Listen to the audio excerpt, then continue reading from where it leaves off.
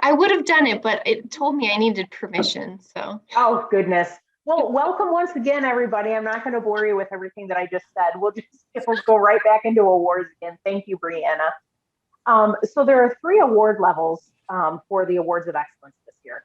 There are for membership growth, which I just talked about. The regional executives set the target growth for individual membership growth at 3%. And so the award level is set at 5% for kind of that stretch goal.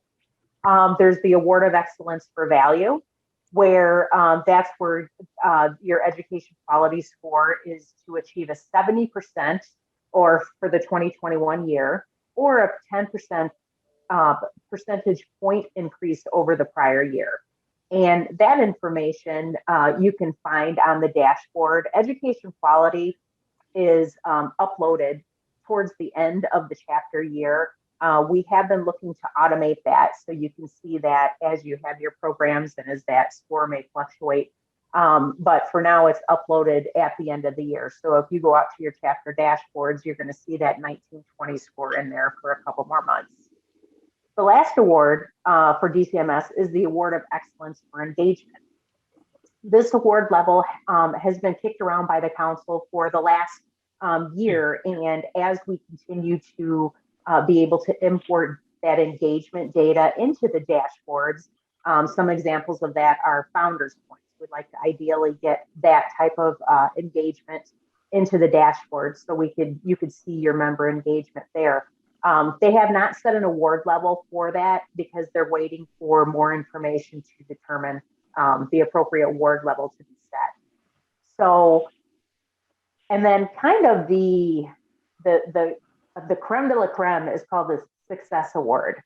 And we've had a lot of questions from chapters over the last couple of weeks about the Success Award since the application has been up and running, which is awesome.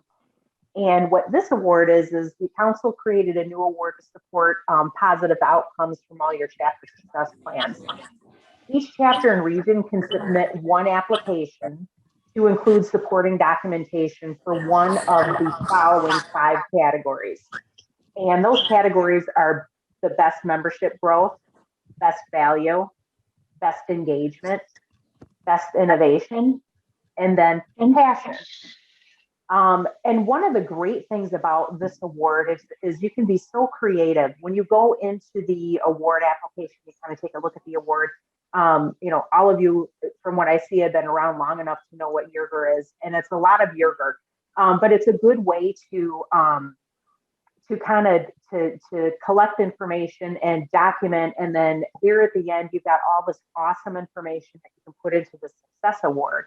And then of all these, the top 5 will be selected in each category. And then the top finalists for each chapter and or the region will submit a 90-second video or less to be played at the annual conference volunteer recognition gala in November in Minneapolis.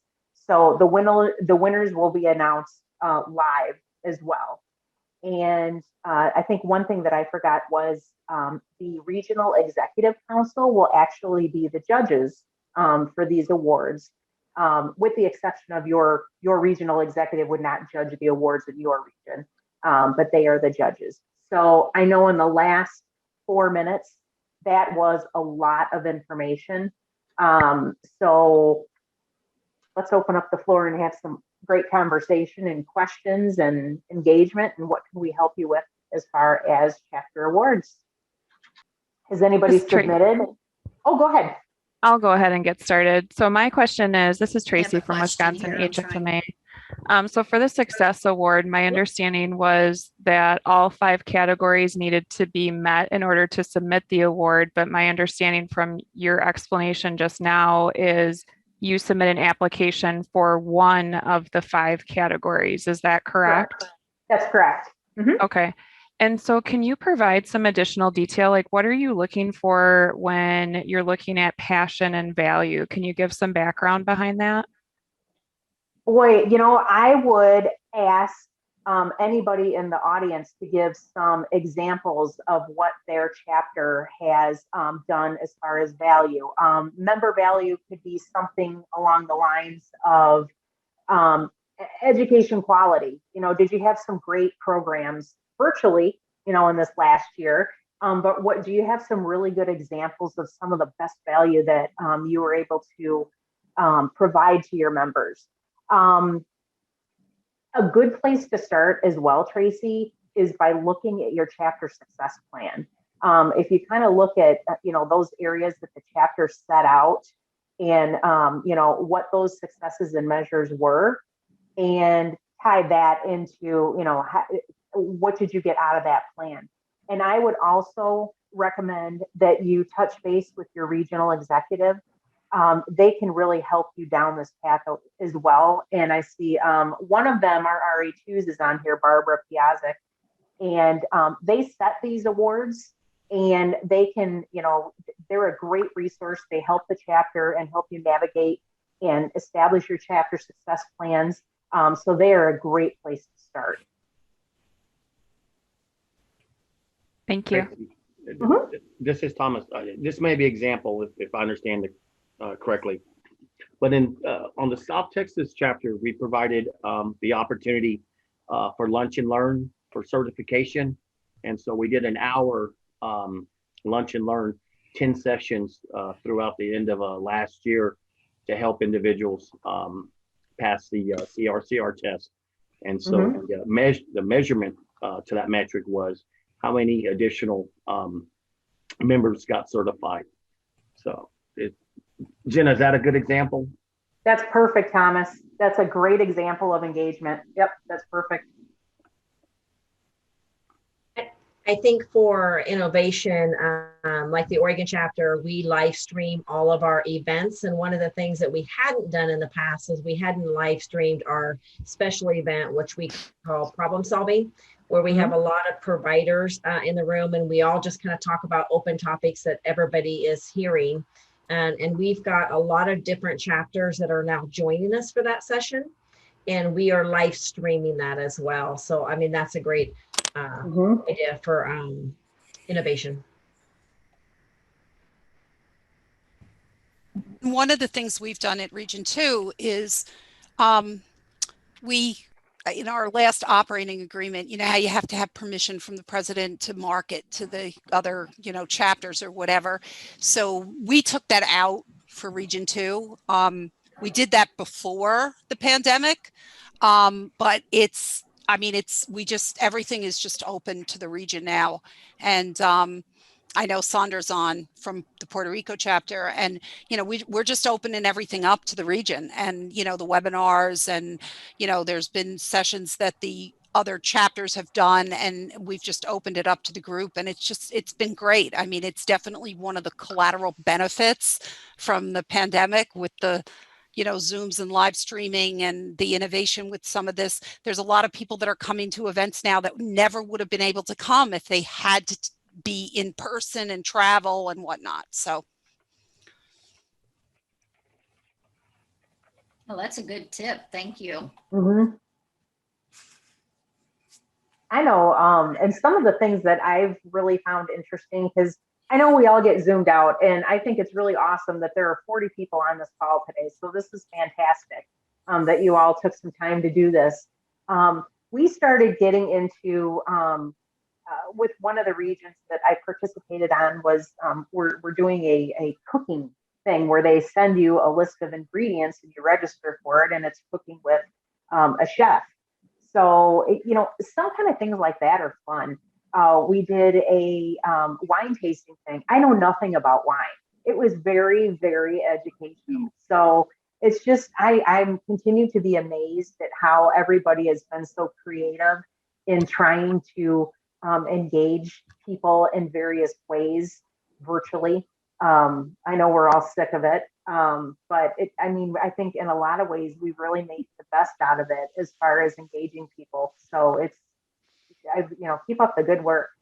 You see a lot of good things. Yes. This is Dave from Iowa. And Jenna, the reason you got 40 people on here is because you were speaking today. You're funny, Dave. Thank you. Anyway, in Iowa, we're going to try a hybrid in our April meeting. And I think, Jenna, you're helping with that, aren't you? That's right. And so because there's some hospitals that have still travel restrictions and there's other hospitals that don't. So to try to get back to somewhat of a norm, we're going to try a hybrid at our April meeting and see how well that goes. That's fantastic. We're on a delay. I'm sorry. We keep Oh, that's interrupting. okay. I was just going to give you a little bit of a background. We're going to start out the day, we're going to have friends that are going to be presenting virtually for us.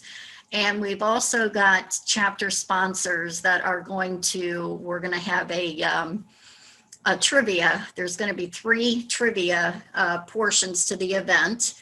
And a sponsor is going to give just a brief video or a brief speaking on their companies.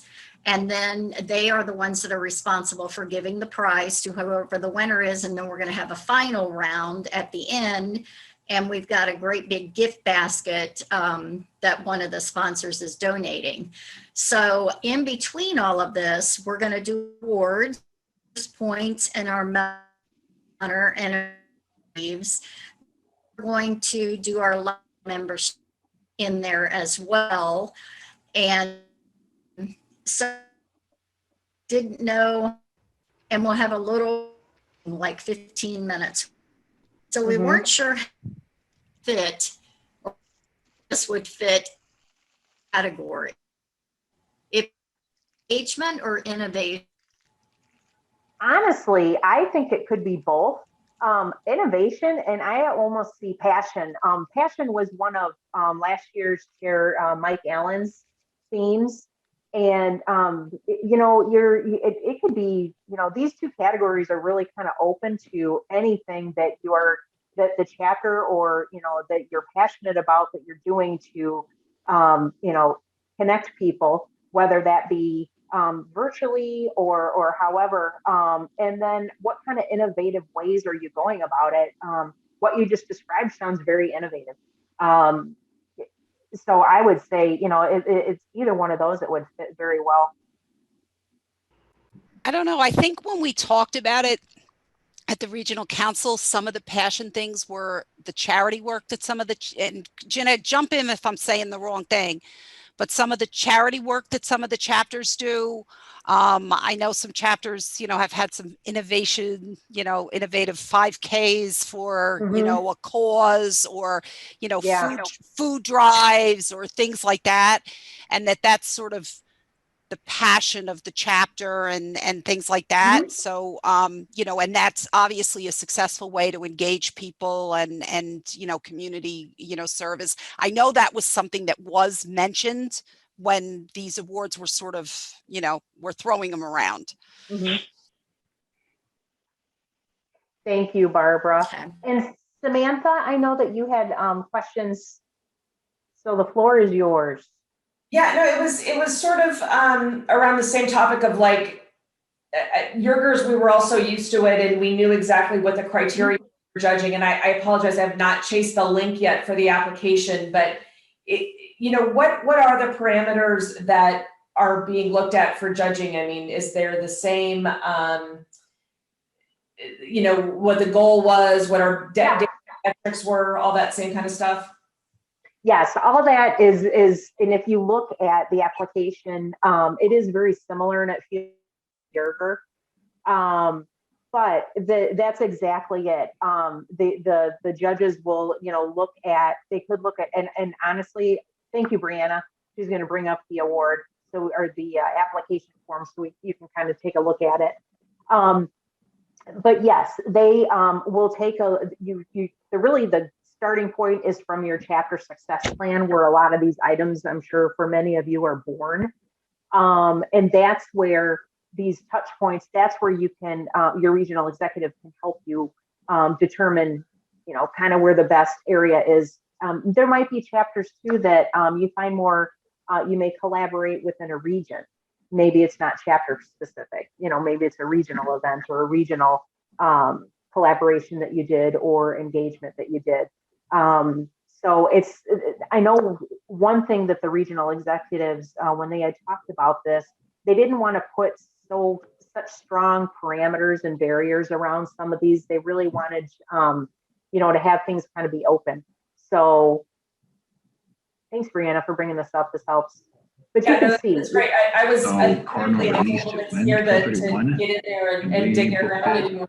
I didn't have anything to submit yet, but this is great. Yep. I mean, And we didn't It receive looks it just till like a after. Yerger, your needs identifications, your goals and They can objectives, release it your whenever they want. methodology. Whenever we get it, It's when we know a about great it. So that's process fine. to follow. So okay. And can Perfect. Brianna show us where she got this form? Clicked here to get to that award form, but Erica also put the link in the chat, I think. So I did. Yep, it's in the chat for you. Can you go back one screen, please? to the submission form. No, just before that screen there. No, okay. Because I'm on the I'm on it and I'm trying to find it. I'm on the where you choose your awards and recognition, and then it lists the different types. And I'm not seeing success. Yeah, I'm with you, Mike. I'm not seeing that. Okay, can you go back to the original, like you were signing in to the HFMA page and show us where it's coming? All the way back to hfma.org. Yes, please. Okay, so the easiest way for me to get there, I go to the community because that's where I posted about it. So Brianna, can you show them where this is at in the community then? Okay. Yeah. So it's you go into community and then you go where? To your groups. And then Leadership Connection is one of the groups all chapter leaders are a member of. So you can click that. And then updates from HFMA. And then chapter regional success awards. Okay. Or just type in awards up in the search bar. Yes. Yep. Okay. But we'll also put that on the chapter resource center. Thank you. So thank you. Yeah. Well, okay, because I was going to say I just went where all the other awards are listed at, and I was not finding it. So that would be too logical though, Mike. Exactly. Yeah. Well. You've Everything trained comes to in go to tools. black and white and a brown and a brown paper bag, and I do fine. But no, that's a good call out. We'll make sure that gets added to the award I mean, you guys were the ones that trained me to go to tools. So it's all your fault. And we kind of ripped the rug out right from underneath. You sure did, but that's okay because Jesse's coming in after me and he'll have it all straightened out. Oh boy. And if I missed this in the beginning, each chapter can submit one award and it'll be a win or you get the award or you don't get the award. And then the top 5 per category as determined by the chapter will be up for like a national association super spotlight award or whatever. And to clarify, do we get one per chapter and are we doing one as a region? Or just one per chapter? You can do both. We can do a chapter and a region one. Yep. Perfect. And just I have a question about, is this the only, did we take tens of awards and narrow them down to 5 across all of HFMA? Are there other awards we can apply for as a chapter? That's a great question, Shanna. The Regional Executive Council every November takes a look at the current metrics and awards, and then they use that information to kind of plan for the next year of metrics and awards. So the council set all of these at their December 2019 meeting. And yes, if you remember, there used to be 4 different categories of award of excellence for members. You'd have bronze, silver, gold, platinum, and so forth. So what the council continues to look at is that information, and they did take that and they wanted to make it more in line with the dashboard. So the dashboard, you have your membership growth, value, and engagement. And so that's how they pared those awards down. So there's only 5 awards across all of HFMA. Like there's not, each chapter can't win an award. So there's still all the awards that Jenna was talking about at the beginning, and I can pull up the link on. I missed the first 5 minutes, so that could be my downfall. Oh, that's okay. Those to Mike's You're right. are in the awards section. Yeah, but the Yerger is where every chapter could win before, where that's no longer there. So now you're in competition with the rest of them. For the ones that you can submit for. Yeah, Mhm. yeah, and yeah. So there are other awards or there aren't. So I heard both. Well, there's For the 2021 DCMS year, there's the Award of Excellence, which is just an individual membership growth of 5%. There's the Award of Excellence for Value, which education quality of a score of 70% or a 10 percentage point increase. And then there's the Award of Excellence for Engagement, which the council hasn't set that award level yet because they need more information and more data in order to set that. And then what we've been talking about here is the Success Award. And the Success Award is where the council created this award to tie in positive outcomes from the chapter success plan. And this is where we were saying that each chapter and region can submit one application to include supporting documentation for one of the following 5 categories. So the only one you can apply for is the Chapter Success Award. Correct. The other awards of excellence are based on performance. Okay, so I have to express my disappointment because I've been a member since 1994, and I just have to say that I think there should be more opportunities for chapters and regions to apply for and opportunities to win awards. I think it's a little bit of a disincentive. This is something that I would recommend that you bring to your regional executive. They meet several times a year, and they are the ones that set the metrics and the award levels yearly. So this is great feedback for your regional executive to bring to the council. Okay, thank you. Thank you, Shanna. And they'll be meeting at LTC. Yes, sir. I do want to mention to everybody, when you are submitting for these awards, a pop-up is going to show up to say log into your account. Your account is not your CVEN account. It will not correspond to that. If you submitted for an award last year, you may already have an account. So use those credentials. If you did not submit last year, you'll have to create a new account. So just make sure you're creating a new account to be able to log in to submit for these awards. But Jenna, Okay. isn't it you only submit the 90-second video if you are selected for the top 5. So you don't need, I just want to clarify there, you don't need to have a 90-second video on every application. It's only if you get notification that you're one of the top 5 in that category, then that's when the 90-second video. It's not a feature film. That's correct, Barbara. Can I ask a question totally off topic? Of course. Do we have any updates on LTC?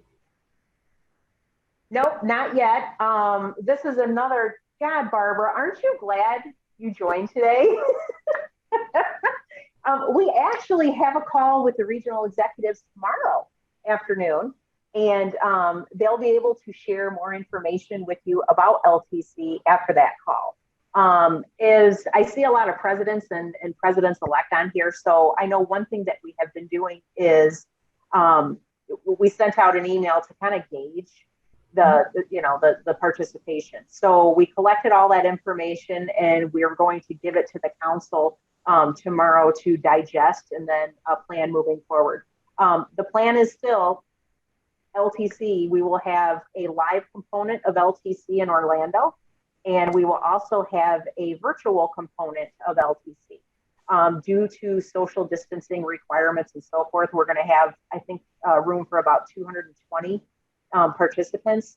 So we're still planning on having both components, and we will have more information to share with everyone soon. Yeah. I was just getting concerned because, you know, there's travel that has to be booked and we want to kind of make it as cheap as possible. So, you know, we're running up against a deadline for April. So we're pretty sure that presidents and president-elects would want to be present. And then the question really becomes virtual. Is what other positions do we want present? And then the other positions will be virtual. That's kind of, I'm guessing, what the big decision is. Yeah, that's a great question. And we have talked over the last couple of calls with the council about presidents and presidents-elect. You know, essentially it could look like it was two rooms. Presidents and presidents-elect was one of the areas where everyone felt that needed to be on site. The other room could kind of be a topic-based, you know, where it wouldn't necessarily be related to just specifically a membership chair or a programs or education chair. So to have kind of some of those topics that would be of interest to others is what we're kind of looking at now. So there's a lot of talk about, you know, exactly, and getting the information back from chapters in the survey was extremely helpful. So thank you all. We got a lot of great response on that too. So when you say presidents and president-elects, you mean next year's presidents and presidents-elect. Yeah. LTC always think future. It's a confusing time of year because we're in a current year, but LTC we shift to next year. And I work with the Founders Awards program, which is last year. So yeah, no, I just clarify. No, I'm good with that. I just wanted to validate that's what was being said. Yes, it's for the incoming 21-22 leadership. Yep. Okay, perfect. Thanks for the update. You bet. Tammy, are you showing off your nice roses? You know, you don't have to answer that. No, I was supposed to get them on Saturday and they just came yesterday and they're drooping already because they were stuck in the snow with no water. So which florist sent those to you? My daughter sent them to me from Nevada. I was 1-800-Flowers. Yeah. Oh. But because of all the snow, they're dying like really quick, and I just got them. So I had to put them up here where I could see them. Tell them you want a replacement. I should. So what other kind of questions do you guys? I mean, we've got about 25 minutes, you know, to talk. So what other kind of questions do you have? Is everybody that's a president-elect got your leadership roster submitted for 21-22? Stan. That's what the last minute. I know, that's me. If you give me a deadline, I work up to like 5 minutes of it. I was going to work on that Saturday. Thank you. Excellent. We're almost there. That's good. Is there anyone on the call today whose leadership is staying in place for another year? Oregon. Nevada. South Texas will be rolling the leadership. If we really don't have any, I need to jump. I'm late for another meeting. Well, thank you, Pilar. It's so nice to see your face. Thank you, everyone. I hope you're all staying safe. Me too. I really miss seeing everybody. I do too. See you soon. You guys need to do something for the current presidents. We missed out. We need to get together and have a drink. Right. Well, you should stay in the same role. Now, Jenna, that is a question that has come up, at least in Region 2. The awards that should have been for last year's presidents, I know that they were the traditional, you know, awards. Are they coming? I know, you know, I'm glad Pilar mentioned that because that has come up on the president-elect calls, and we really don't know, you know. Yes, thank you for bringing that up. They are, we're compiling them for production, and we'll send out a communication when they've been shipped. They will be produced, Barbara. We just, with COVID, everybody was working from home. We gathered everybody's, you know, address information and so forth. There was a supply issue with those awards as well. So the answer to your question is yes. We're not just going to, and I hope anybody on this call doesn't feel like we're just going to skip over, your last year. So, no, they are coming. I just can't give you an exact date. No, that's a good update. Thanks. Mm-hmm. I was going to tell everyone that's on the call, if anyone in your chapter is interested in doing a virtual wine tasting, my daughter Monica has done now 3 for a couple HFMA chapters in the Northeast. And if you are interested in doing something like that as a networking event, welcome new members, enterprise members, you can certainly shoot me an email. That's great. Michelle, why don't you put your email address in the chat pod, and then and everybody can grab it. I was just going to do that. Sharing.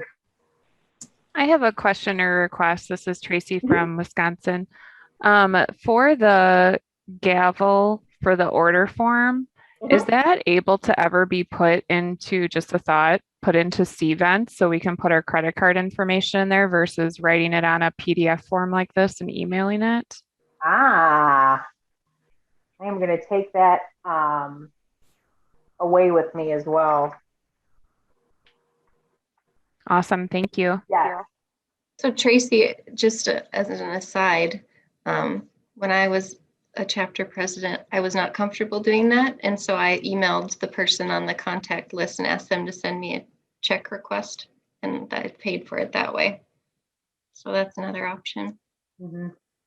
Okay. Thank you. I have a question. Who's all having in-person conferences right now? All of Region 5. Region 5? Well, all 5 chapters of Region 5 are. South Dakota's planning one next month. Clint, what does the attendance look like for Region 5? They're just saved the dates right now. Nobody started. We're actually, the first one is in April, and then they run May to June. And are these conferences like trade shows as well, big conferences, or is it just your normal standard day-and-a-half conference? Ours is just a normal standard day and a half. We're doing it in conjunction with AHAM in South Dakota. Okay. One of the things we ran into on the West Coast is we're not quite opened up yet. And so, we're really looking at more having to wait till October. We ended up canceling our May conference because, a lot of our providers can't travel, and we're still on restrictions, and hotels are still on restrictions. So, we're really pushed back until October really for in-person conference. Yeah, same with NorCal. Yeah, the same with NorCal. We're in the same boat as Tammy. We must share government, but they, in October we have our golf tournament, so we're hoping that's going to be out, outside, right? So, we don't want to have to move that to Topgolf, but hey, you never know, right? So that'd be the only thing that we're going to have this year that is in person. We did a survey like you guys did for our women's event, which usually has about 200 people, and I was surprised by the outcome. Nobody would come, but they were more concerned about us even thinking about having something in person. That's what, the negative comments about spreaders and stuff like that. So we decided to go 100% virtual with that also. So we have 2 virtual events coming up. Our spring conference will be 100% virtual. So will our women's event, unfortunately. Yeah, New York is still very restricted, and most of the employers, are not letting anybody go to conferences or large gatherings. So we're pretty much going to, most of what Region 2 is doing is virtual. Yeah, I don't know what the other 4 chapters are going to do in Region 5, but Tennessee has committed to going hybrid. So we're going to be simulcasting live. And so anybody that can't travel, especially providers, will have access to the event live, but we will be in person also. Have you received any feedback from the membership on how they feel about having in-person events?